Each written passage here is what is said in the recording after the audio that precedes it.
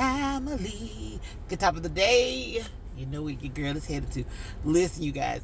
Okay, this gonna sound like a rant. And it very well is. And I'm choosing not to get into great detail about every aspect of it because it's all over social media. And lately I have been reading about studying in my Bible about communication and leadership styles and how communication and leadership shows up in the Bible and blah, blah, blah. That's my personal study. But in the midst of this, something triggered off in my algorithm because of things I listened to, and it kind of got into the whole tailspin about what is taking place online. That's all I'm going to say about a particular group of people that gives advice, and then one young lady, I guess she's no longer on the show, whatever, and now she's going down with guns blazing. That's the way I feel about it. That's my opinion. If you don't agree, that's cool, but that's the way I feel like she's doing. Anywho, at this point, she's shooting shots at certain people. The part that I think that I am so about is this. Why is it that people, as long as they are benefiting from your current position or their growth or where you at now, they're good, but the moment something goes awry, my past is an issue, or I need to be discredited. But you didn't try to discredit me when you were sitting on the same platform and me benefiting with me. That is baffling to me. That's number one. Number two, automatically everybody's stopping fraud. But you've been sitting there listening to the advice and everything up until this particular point. And what I want to say is that it's amazing to me when people go into these tailspins and be like, oh, that person ain't living this person did this, and this person did that. Some of my greatest advice came from people that messed it up royally. Y'all didn't hear me.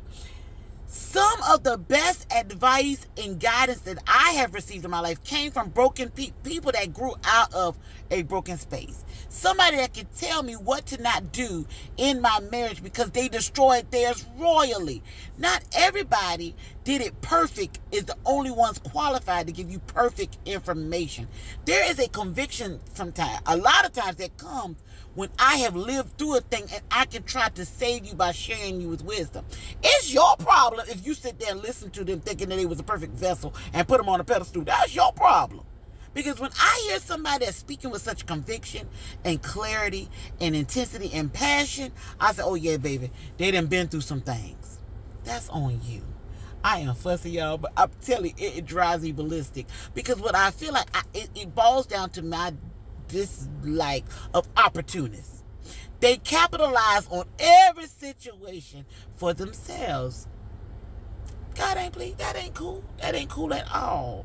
Some of the greatest recounts in the Bible taught us some of the greatest lessons from fallen states. I've studied David and the whole situation with him and Bathsheba and how he took that situation and it was brought to him how wrong he was. I mean, murder, and everything, all that stuff that he did behind Bathsheba, covering up the baby and everything else, for him to bow his face down and say, God, please do something with this heart of mine.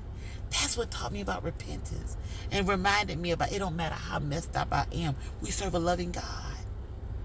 Nobody ain't taught me nothing better than a man that done tore the thing up first. So y'all listen.